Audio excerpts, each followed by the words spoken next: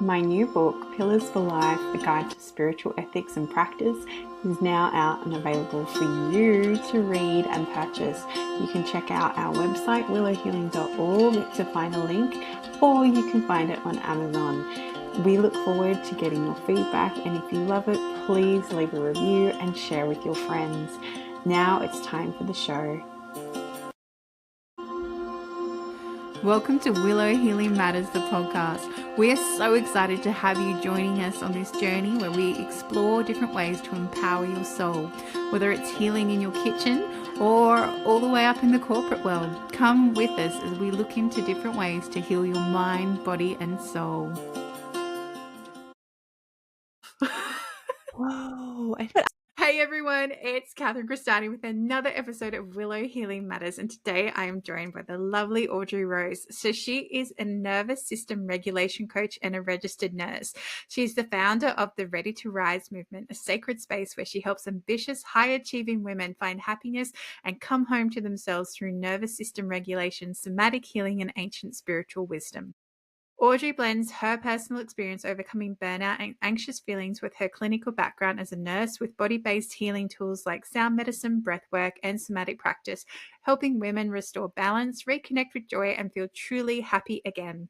As an author and two times author, speaker, community leader, and the host of the top podcast Ready to Rise, Audrey is emerging as an inspiring voice in the nervous system healing and mental health space. She's not here to fix you. She's here to remind you that you were never broken and to help you feel truly alive again. So a big welcome to the show, Audrey. Thank you so much for having me. I'm so happy to be here. I feel like I've been waiting for this for so long. Excited. I know it's always tricky when calendars have to align and availability has to align and all these things, but we are here today. And the first question I feel pulled to ask you straight away is, how did you go from registered nurse to somatic work and everything that you do? Oh my gosh. I'll give you, the short version, but I hit severe burnout and in my nursing career. Like I've been a nurse for about 8 years now. I think I lost track already. And it's a hard job, and I think being a woman is a hard job in general. Like I think that we just, we do so many things and we care for so many people and there's just so much going on all the time. Like our mental load is massive as women. And then as a nurse, of course, there's, a lot that goes into that. I like to say it's just all the things. It's spiritual, emotional, physical, everything, right? And during the pandemic here, I was in charge of a COVID unit, and it was, I won't get into the gruesome details or anything like that, but it was just a lot. It was a lot. It was a huge load on me, and it really took a toll on me. And so as we started to come out of that, I was just severely burned out. I mean, it was so bad. I could barely get off the couch. I was sleeping over 12 hours a day. I wasn't taking care of myself. I was so just like exhausted that I started doing all the things that you shouldn't do, I started like eating really poorly and not moving my body and not getting sunlight. And so, of course, it continued to get worse. But I felt like if I can just sleep, if I can just get enough sleep, if I can just rest, if I can just, disassociate by watching TV and shut out the whole world, I'm going to feel better over time. And I completely isolated myself, kind of went down a rabbit hole of very poor habits. And I thought I was healing the burnout by all this rest, right? But I really was kind of making it worse. And so, long story short, I found somatic healing tools like the nervous system regulation tools, kind of with a spiritual twist, a lot of like, the EFT tapping and sound healing and all of this. And then I started leaning into my spiritual connection as well. I kind of went on like my own eat, pray, love journey is what I love to say. And I started to just try everything. I was like, let me go chanting with these Buddhist monks, or like, what is this like sound bath in like a lavender field? Like how interesting. And I just opened myself up to all of these new experiences, and certain ones really resonated with me. And I kept doing those, kept showing up, started taking care of myself again, reconnecting with people. And over time, I think that the healing of burnout is, it can be a long journey sometimes, but so I feel like I'm still on that path. I feel like I'll always be on that path with my career choice. But I feel like over time, by trying all these things, I, just really started to find myself again and feel at home again and feel happy again. And so I just, like want that for everybody. That's like my goal in life. I want everybody to be happy and to really just feel connected to themselves again. And so, yeah, no, I teach everything and I'm so happy to do that. Which is such a beautiful journey. And I love that you highlighted that you can't recover from burnout just from resting because, sometimes, like you said, it can be the worst thing you can do because you kind of, you're not actually resetting your nervous system. You're essentially just going into freeze mode and Yeah. just completely stopping any form of healing. And if anyone's curious what we're talking about, when our nervous system is working, when it's in a happy state, if we imagine the green state, you know, Yes, I you're love that. happy to have interactions with people, Mhm. nothing's really triggering, everything feels like really easy and at flow, and it's easy to like have that happiness state. And then you get to the yellow zone. And this is where your nervous system is saying there's something that we need to react to. There's something that we have to flag here. Yeah. We need to go into fight or flight. So this is where our primitive instincts kick in. And Yeah. yes, we're not being chased by lions and tigers and wildlife anymore, but we are still being triggered by our phones, by society, by TV, by media, could possibly what you see at work. Yeah, So absolutely.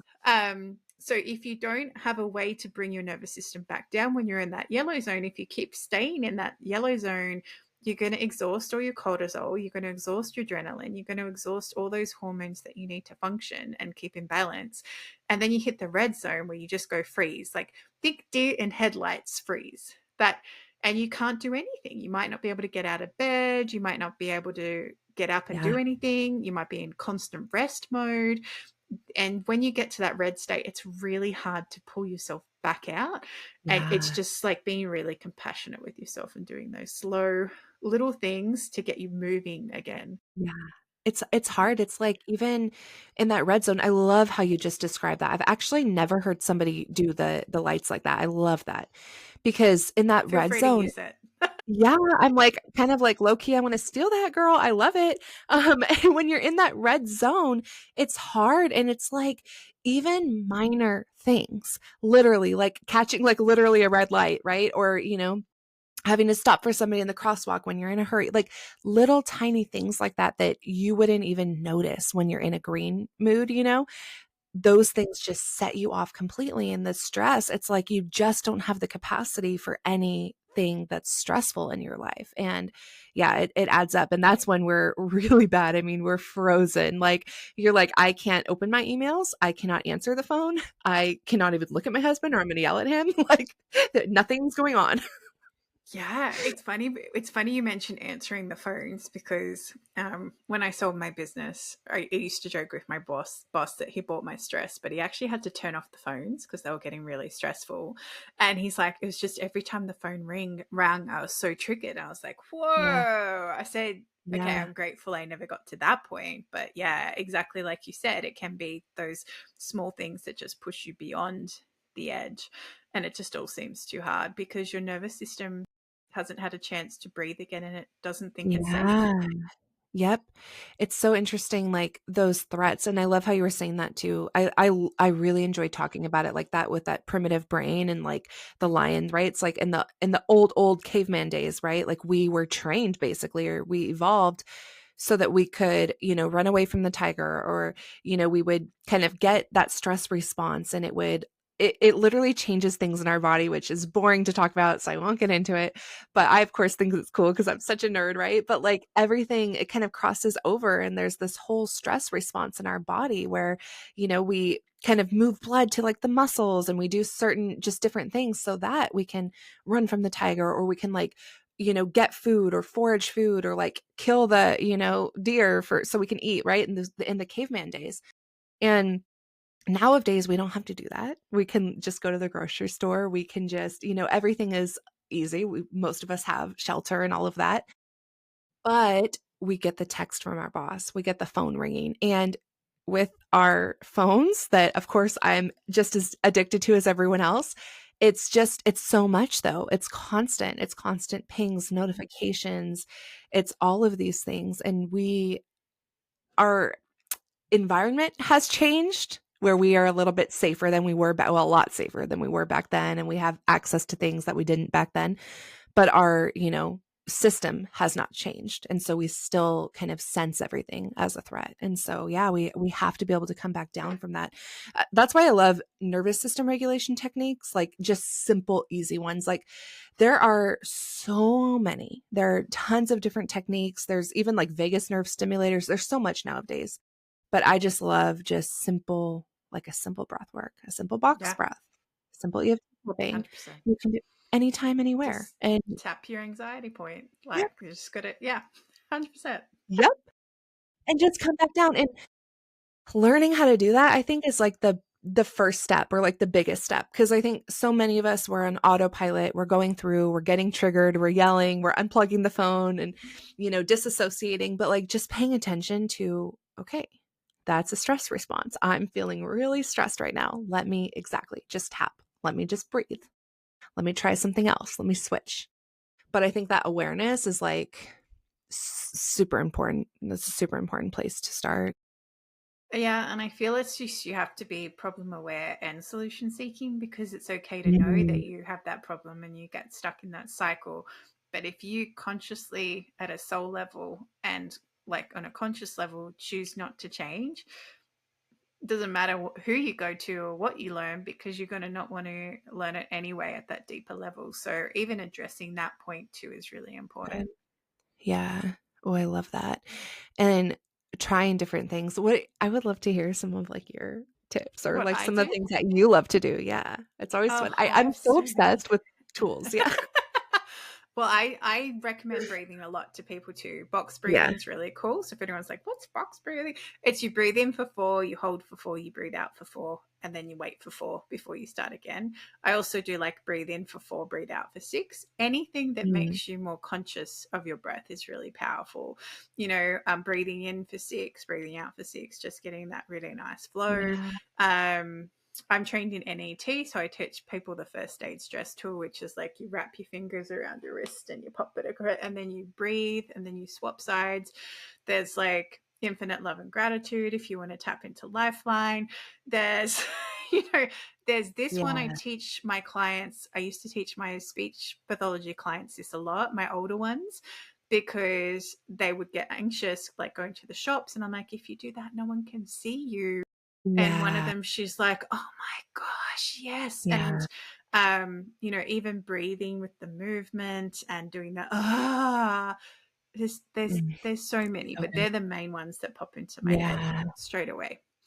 When I was first like in that recovery mode, I was still working at first. And I ended up taking a little sabbatical, but I was still working, and I started learning like some of these tools, right? As I started learning them along the way, I would literally go into the bathroom and like do these things. Like I would literally box breathing, I could do like at my desk, nobody really noticed, but I would go into the bathroom and do like a full tapping session or something like that. And just I was like, I don't even care. I recognize that like I'm very overwhelmed and I need to implement this and I need to just calm down. And it's crazy, the girl that like walked in the bathroom versus the girl who left the bathroom was like two different people. Like it's crazy how there's a long-term component to like the healing, right? Where it's like, we need to do all these things over time, and we need to get to the root causes and just all the healing. But there's that short-term component where, an hour of EFT tapping can reduce cortisol levels by 43%. Like the short-term component as well is like it's just amazing. Like Because obsessed. I can nerd out. you're Yeah. tapping into your meridians, so you're tapping Yeah. into those gateways where the emotions and the energy is being blocked, so you can just tap it out essentially. Especially Literally. like Yeah. under here and that. It's so good for control. And all around here and everything. And and this is just like little tools that you can bring into your life so that you can function and pull Yeah. yourself out of Yep. these high stress situations, because when you're in those situations, please do not make any incredible decisions, because they're not Yeah. going to be from a very good place. They're going to be from a survival place. And when you're surviving, and it can be really hard, like you said, on the job as a nurse, it's like you have to make Yeah. decisions like that Yeah. and when it's constant and you're not regulating that nervous system, pulling yourself Mhm. back, that's when mistakes can happen and errors can occur, not because your heart's not in the right place. It's just because you're under that much stress that you can't apply that logic and go into that reasoning brain. Yeah. I love that so much. Like, it's so important just taking that step, taking that breath. And I think about that a lot too. Like, a lot of us, we snap at people or we, kind of do things like that. And yeah, it's the same thing where it's like we just need to create more room, more capacity, and it takes a little time to get there, but that's okay. Like, start and then you'll see the change. Yeah, 100%. And you just got to start somewhere small. And sometimes Yeah. it can be just Yeah. having that initial bit of curiosity to start with, which can be really, really powerful, and being like, well, do I have to be this way? Do I have to stay anxious? Do I have to stay in burnout? Do I have to stay overwhelmed? And having that curiosity can lead you to the right path, because sometimes the universe is waiting for you to say, there's got to be another way. you know? Right, exactly. Then we can open up that door and, like, that Pandora's box, you know? Yeah, but until you ask for it, it's not going to Yeah. happen. Yeah. And then I want to emphasize, you have to ask and then look for it as well. Yeah. Because if you're just going Yeah. to ask and then walk around life like this, it's not going to actually show up in your periphery. So good. So true. So true. Yeah. Yes. Yeah. It's my favorite is like people are like, oh, I asked for God to show me a sign. I'm like, okay, did you look for the sign? No, what do you mean? I was like, well, if you ask for a sign, you got to look for it as well. Yeah. Like, Yeah. it's all good putting it out there, but if you actually don't look to receive it, then it's not going to happen. If I ask, like, hey, if I'm on the right track, show me a black cockatoo, I will look at the skies and see if there's a black cockatoo. I'm Right. not going to sit Right. here and go, okay, I've asked for a black cockatoo. I'm just going to sit inside all day and Yeah. just see what happens. In Yeah. saying that, if they really want you to see that black cockatoo, it'll show up in weird spaces anyway. It might be like you open a book and there it is, or you turn on the TV and there it is. Yes. So, if I they really swear. want you to get the message because you're really not looking, it'll show up Yeah. however way it needs to. Just, like, being open to that, that's oh my gosh, I love that part too, like, of my story, just the breadcrumbs, little things would lead to another thing, and then to another thing, and I'd find something in a book, and then I'd read, like, it's crazy how one thing will start to lead to another, like, all these little breadcrumbs start to show up, yeah, and just being open. Yeah, and curious, and Mhm. following Yeah. what brings you joy and back to Yeah. happiness, like you said.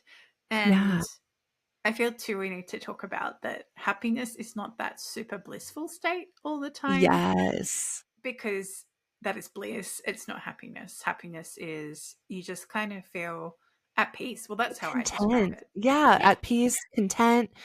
I I think that that's super important to touch on because I know that a lot of people, expect like, "Oh, I should be feeling happier," but no, it's more just like, I can handle life stresses. Yeah, exactly. Like, I can handle the things as they come to me. I can handle, the red light, right, that comes out of nowhere when I'm in a rush. Like, I'm content, I'm cool, I'm happy. I notice for myself when I was coming out of that burnout stage, it was just little things, just being like a little bit more thankful for like a cup of coffee or having a conversation with a friend and noticing that I wasn't like rushing through it, waiting for it to end because I had to move on to something else. Like just a little bit more, yeah, at peace, like you said. I love that. Well, it depends what your version of that is too. So Mm, it might be you feel more yeah. flow. It might just be you feel like nothing's too hard. It's whatever makes your soul feel content and fulfilled, which is kind of your state of happiness. Whereas we've been conditioned that happiness is that bliss effect of like joy, like overarching joy, but it's actually not that. So it's, Yeah. yeah. Yeah. I noticed for myself, like the little things started to just feel like I felt so much better in my life. I felt like I was actually doing things that lit me up again. Where when I was in that burnout mode, it was like I only did things because I literally had to. I had to leave the house. I had to go to get groceries. I had to eat, right? But when I'm in that more like feeling content and feeling happy, it's like, I'm just more excited. I want to go on a walk. I want to go on a hike. I feel good about things. Yeah. And it's so different. And it's also kind of where one thing leads to another as well. Cause then once you get outside and you're doing something, or, you start to read that book that you have just had collecting dust, or you start to feel like there's more room in your life for you to do things that kind of light you up again, you notice that as you start to do those, it leads to more and more of those activities. And so I noticed for myself, it was like almost like a rediscovery journey as I started to come out of that burnout where I was like, oh my gosh, like, yeah, Audrey used to sing in her car. Like that was like me. Like I used to sing in my car, or like, oh my gosh, I used to love like a cup of coffee in bed and like a good book, and I'm like, oh my gosh, what happened that I got so out of touch with these little pleasures that kind of lit me up? But it was that stress and any little thing when I was in that red zone, that super burnout zone, any little thing was so hard for me. It took me extra time to process the little stress, like the little stressors. And it took up so much of my time when I was there. And I just was ruminating on things and just and sleeping a lot and all of that, like I was saying. And so versus like that green zone where I'm just so much more content and I have time for everything again. And I'm just like, it just feels good. It's like you feel like you're coming back into yourself, right? Well, So yeah. when you were sharing that, I don't know, this is the image that came through for me. It was like, when you're in the green zone, if you had sand, right? You had a couple of grains of sand, you're like, yeah, whatever, it doesn't matter. You get to the yellow zone, it's suddenly a slightly bigger pile, but still manageable. You can Mm, vacuum it up, it'd be okay. yeah. Then you get to the red zone and it's so big, and no matter what you do, you keep shifting it and more keeps pouring in it. It's like Yeah. you haven't dealt with the original grains to come with, Yep. and then it just keeps piling up, and it does feel Piling like up. you're in quicksand, because as soon as you get rid Yeah. of something, another thing piles on top and you can't get that balance again. And I guess this is where having support systems in place and having people you can go to, because we can't always pull ourselves out of it, and we're not meant to be trying to figure it out Mm, ourselves. We can have yeah. little tools to pull us back down, but if you know you're in that state, go get some assistance. And when you get out of that state, go find the right people to work with. This is what I say: when Yeah. you're in that happy state, or when you're Yeah. not as triggered, that is the best time to go find people to Yes. work with. So when you don't get back to that state, or if you are in that state, you can go to them and you'll trust them, because it's not a reactionary decision, it's actually an intentional one. I love talking about neuroplasticity for this like reason, and like another like rabbit hole I could totally go down. But, just creating those new neural pathways, those new patterns in our brain basically to, as when we're in a good state, when we're in the green state, and we start doing these new habits, these new patterns of stress relief, and we're doing them continuously, and we're reinforcing that new habit for ourselves, it's going to become easier for us to access that in the yellow, right? And so then we can get ourselves back to the green. It's hard to go from like that red state and just automatically be like, we don't think of our tools right away unless we've been implementing them for a while and we've created those habits. So really starting to implement them, yeah, when we're in that good place. Because I think that I really love that you mentioned that, because I think so many of us, we think that like we need these tools only for the red zone, right? To get Mm, us out of that mm, quicksand. But no, mm. like the tools are meant to be used in the green so that we Yeah. we can So you don't access go them. back there. So you don't go Hmm. back there. Or Exactly. if you do go back there, you can pull yourself out quicker, because the more you learn to regulate your nervous system, the quicker you can pull yourself out, because life has stresses. It's meant to. It's meant to help our soul evolve. If we don't go through these highs and lows, we don't have any evolution or change or growth.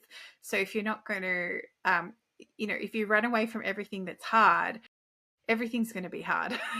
Yeah. So Yeah. but if you have the tools and you've got the right support systems in place, so when it does get really hard, that you can go, all right, I need some support with this, and I know I can trust X, Y, and Z. I'm going to reach out to them and do some breath work, or I'm going to do some EFT, or I'm going to, get some healing at whatever level, and just remember that I am whole and that this is just something that I'm moving through. On that note, I think it's also really important to mention how, like, nervous system regulation, like how you said, that life is meant to have those stressors and to help us evolve. A regulated nervous system really is being able to have that capacity to respond to the stressors. And so I think that, like, a lot of us, a lot of social media right now is talking about nervous system regulation and how that means we're supposed to feel relaxed and calm and all of that. But it's good to have those, ups and downs. Like, we want to be able to, get stressed and respond and, like, have a stress response happen, because we do want to run away from the theoretical tiger, right? Like, we do need to be able to respond to the thing and, get it done. Like, I recently, oh my gosh, this is so crazy, but I recently had my tires and wheels stolen off of my car. It was like a whole crazy thing. But, like, if I was just in that social media stress response, I would be like, oh, everything's fine. Like, we're at peace and love. I Gosh, don't need a no, car. no, It's this is cool. dangerous optimism, right? Yes. It's like, no, that's shit that happened. Yeah.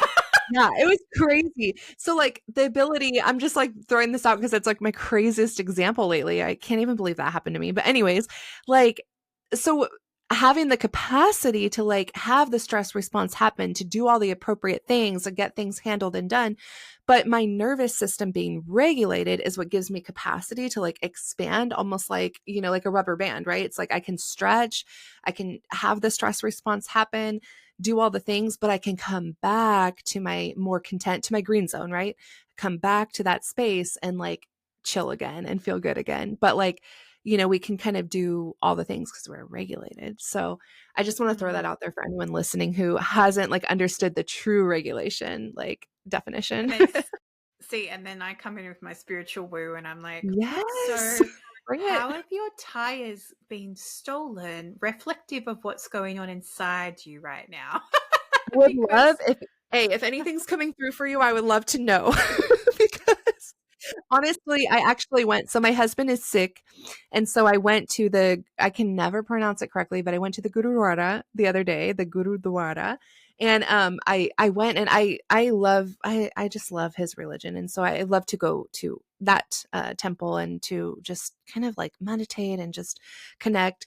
And I literally went there yesterday, and after I got my car back, yesterday from all of this craziness, and I went and I was reflecting, and what actually came through for me was to kind of let go of material things. And so I don't know, I was like, I kept kind of hearing that come through, and so I need to lean into that a little bit. But but yeah, it was a lot. It was a crazy time.